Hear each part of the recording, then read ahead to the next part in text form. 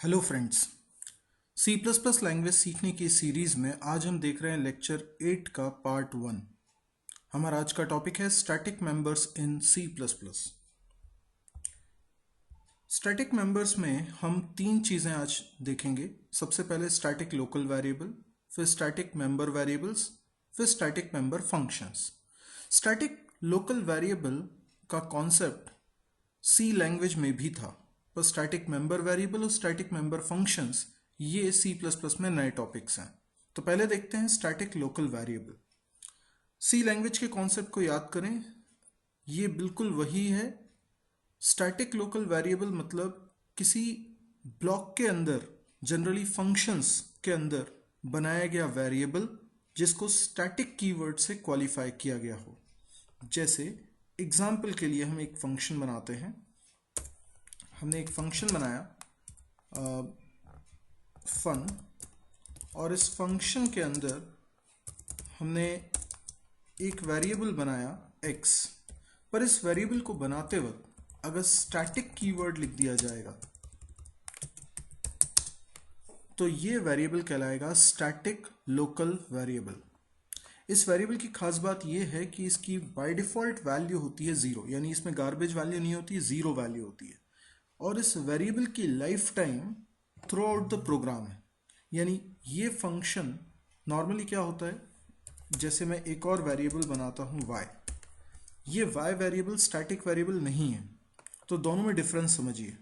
जब fun function को call किया जाएगा तब y वेरिएबल को मेमोरी मिलेगी, लेकिन x वेरिएबल को मेमोरी प्रोग्राम स्टार्ट होते वक्त ही मिल गई थी।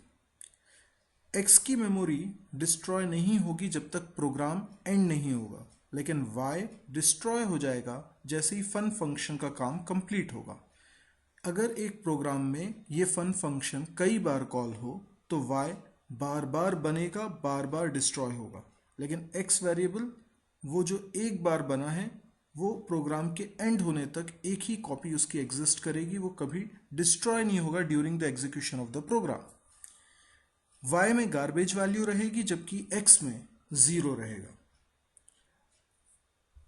तो ये था स्टैटिक लोकल वेरिएबल। अब देखते हैं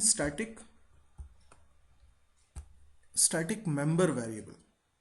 स्टैटिक मेंबर वेरिएबल यानी किसी क्लास के अंदर बनाया गया वेरिएबल जिसको स्टैटिक कीवर्ड से क्वालिफाई किया गया हो। एग्जाम्पल के लिए हम यहां पर एक क्लास बनाते हैं,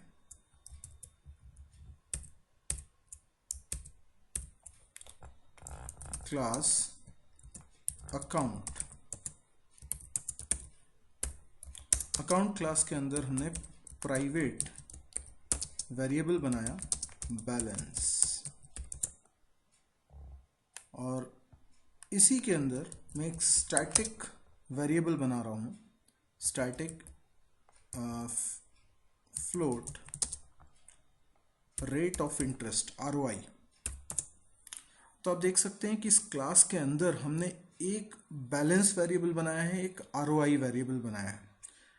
समझने वाली बात यह है कि बैलेंस वेरिएबल कहलाएगा इंस्टेंस मेंबर वेरिएबल।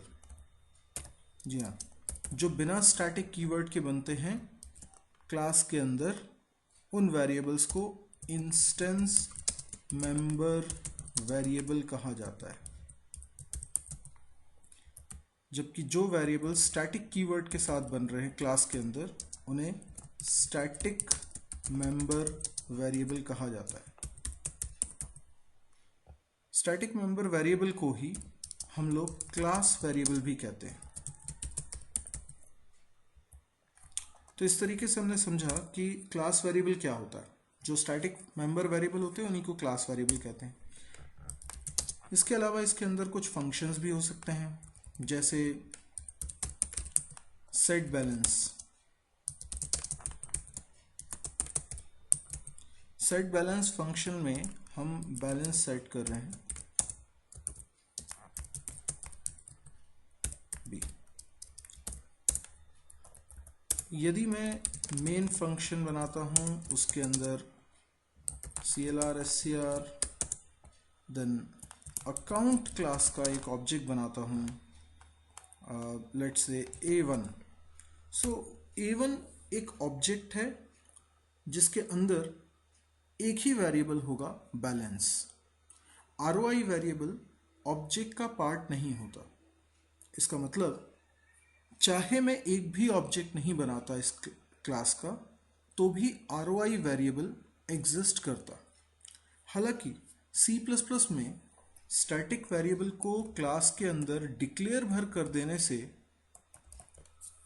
इस वेरिएबल को मेमोरी नहीं मिलती। इसको बोलते हैं वेरिएबल का डिक्लेरेशन करना। क्लास के बाहर आपको स्टैटिक मेंबर वेरिएबल की डेफिनेशन भी लिखनी होती है, जो सिंपल सा स्टेटमेंट है जिसमें हम वेरिएबल का टाइप लिखते हैं, क्लास का नाम जो मेंबरशिप लेबल हमने समझा था, अकाउंट, स्कोप रेजोल्यूशन ऑपरेटर, ये हो गया membership label, this is called membership label. इसके बाद वेरिएबल का नाम, सेमीकोलन। हालांकि आप चाहें कि ROI में इनिशियली कुछ वैल्यू रखनी है तो आप रख सकते हैं, अगर आप नहीं रखेंगे तो बाय डिफ़ॉल्ट इसमें 0 होगा। तो अभी मैंने जैसे 3.5f, ये फ्लोट टाइप की वैल्यू है, 3.5f असाइन कर दिया है ROI में। ये लाइन अगर आप नहीं लिखेंगे तो ROI वेरिएबल बनेगा नहीं। जब आप इस लाइन को लिखते हैं और अंदर डिक्लेरेशन करते हैं तभी इस वेरिएबल को मेमोरी मिलती है, लेकिन इस वेरिएबल की मेमोरी ऑब्जेक्ट पर डिपेंड नहीं करती। इसीलिए इसको क्लास वेरिएबल कहा जाता है, इंस्टेंस वेरिएबल नहीं कहा जाता। इंस्टेंस वेरिएबल का मतलब ही होता है जो इंस्टेंस को बिलोंग करे, लेकिन ये वेरिएबल इंस्टेंस को बिलोंग नहीं करता। तो जो A1 ऑब्जेक्ट हमने बनाया है, A1 ऑब्जेक्ट के अंदर बैलेंस नाम का वेरिएबल तो एग्जिस्ट करता है पर ROI नाम का वेरिएबल एग्जिस्ट नहीं करता। अगर मैंने एक और ऑब्जेक्ट बनाया A2, तो A2 के अंदर भी बैलेंस नाम का वेरिएबल होगा, यानी जितने ऑब्जेक्ट अकाउंट क्लास के बनाए जाएंगे हर ऑब्जेक्ट के अंदर बैलेंस नाम का वेरिएबल होगा, पर ROI नाम का वेरिएबल पूरी क्लास के लिए सिर्फ एक बार बनेगा और ऑब्जेक्ट के बनने ना बनने से उस पर कोई फर्क नहीं पड़ता। यानी हमने एक भी ऑब्जेक्ट नहीं बनाया तो भी ROI बनेगा, एक ऑब्जेक्ट बनाया तो भी ROI बनेगा, 10 ऑब्जेक्ट बनाओ तो भी ROI एक ही बार बनेगा। तो आपको ये लेक्चर कैसा लगा? यदि समझ में आया हो, अच्छा लगा हो तो इसे लाइक करिए। यदि आपको लगता है कि इस तरह के और वीडियोस आपको देखना है तो आप इस चैनल को सब्सक्राइब करिए। इस तरह के और वीडियोस की अपडेट्स आपको मिलेंगी। आप इसको अपने दोस्तों के बीच में शेयर भी करें। Thank you.